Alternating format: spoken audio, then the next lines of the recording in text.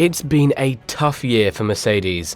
Since the beginning of 2022, the Brackley-based squad is yet to emerge on top pole position, and its W13 car is the stumbling block. Last year, Mercedes took F1 by storm, and with 2 races left in 2022, it now looks more than likely that Mercedes won't win a single race this year. For months, these results have affected famous drivers like Lewis Hamilton and George Russell, although there are signs of a bounce back. Nevertheless, there is no guarantee of a complete turnaround before the year runs out. Except Mercedes can summon the mojo of Singapore 2015.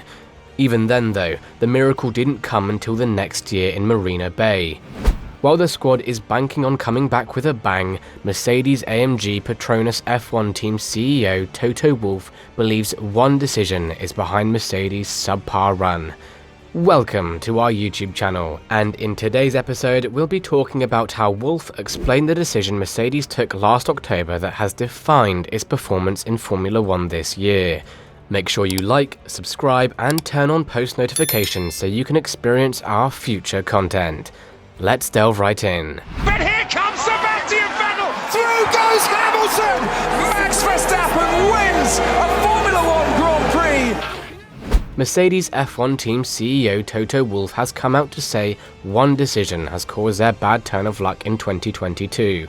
Since this season is virtually over, Mercedes is keen on correcting their wrongs for 2023.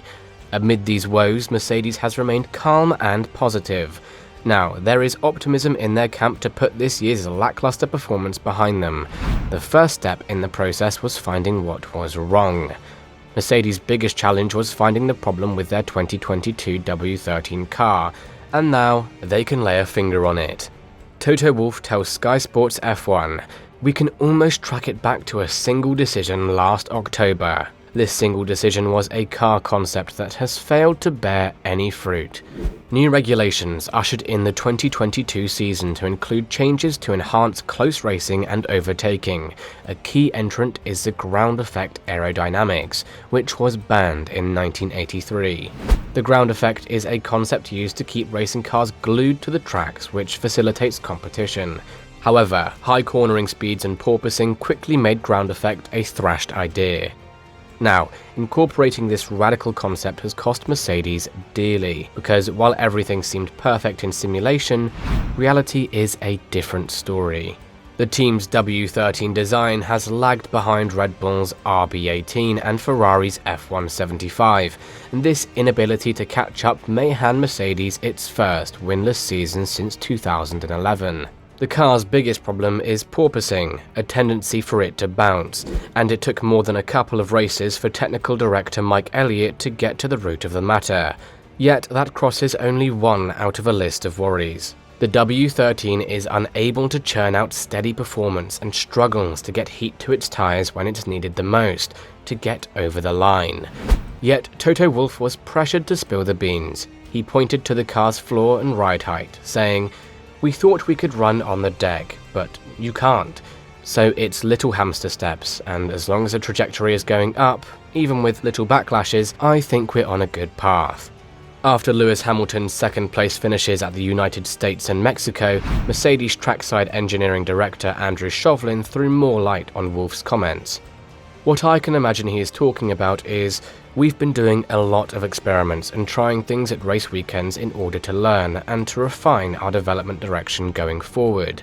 Over the course of this last month, we've increased those experiments, and the result of that is we've understood some issues with where we developed the car early on, and now we're going back 12 months ago, what we were doing before the car even turned a wheel."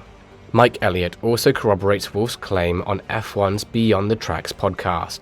"You look at how we developed the car, and I can point to one moment in time last year where we did something where I think we made a mistake. What you're seeing in terms of performance and the way it swings from race to race is a consequence of that, and that's a mistake we've known about for a while. It's something we've been correcting, and that's why our performance has gradually gotten better. But it's not something we can fully correct for a little while yet, and we will do over the winter."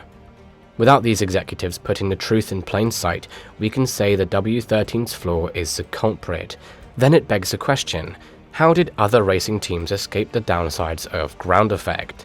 Former driver Mark Schurer, who raced in the early ground effect era, told RN365 podcast in June how he feels racing teams handled ground effects problem. Perhaps some modern teams went in search of these few tips.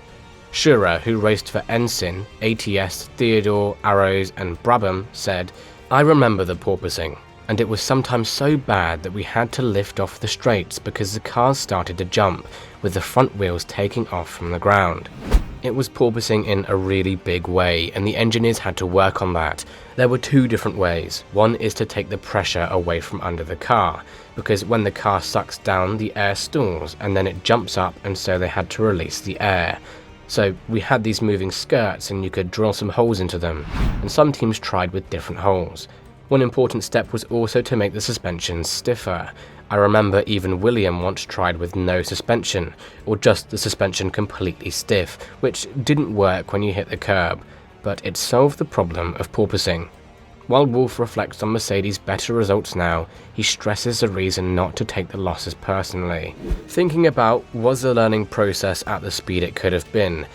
Probably yes, but you set your own expectations in yourself, and not achieving them is simply annoying.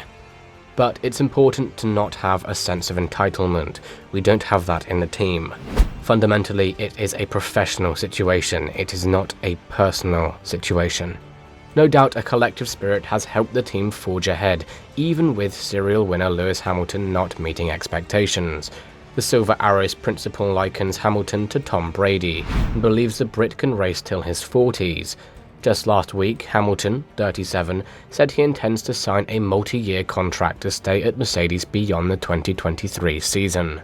Wolff said about Hamilton, "Lewis is totally mature and conscious about where he stands in his career. He's not being led by his emotions like I've seen with sports people who think it can go on forever and trying to hang on to it. You can push that shelf life a further way by a certain lifestyle, by being very disciplined. He knows that one day he will not be the best himself anymore. That hasn't happened yet, and he's doing everything in terms of how he's performing and how he's living to continue." Despite the many hitches with a W13, Mercedes has made 15 podium finishes in 2022, and are no less than favourites to clinch top spots again when the two finales come cooling, Sao Paulo Spirit Weekend and Abu Dhabi. But can they come out on top, or will they have to wait to 2023? Only time will tell. Please subscribe to our YouTube channel and activate notifications so that you can get all of our new content. Let us know what you think about everything you might know about this episode in the comments below. Thank you for tuning in, and see you soon.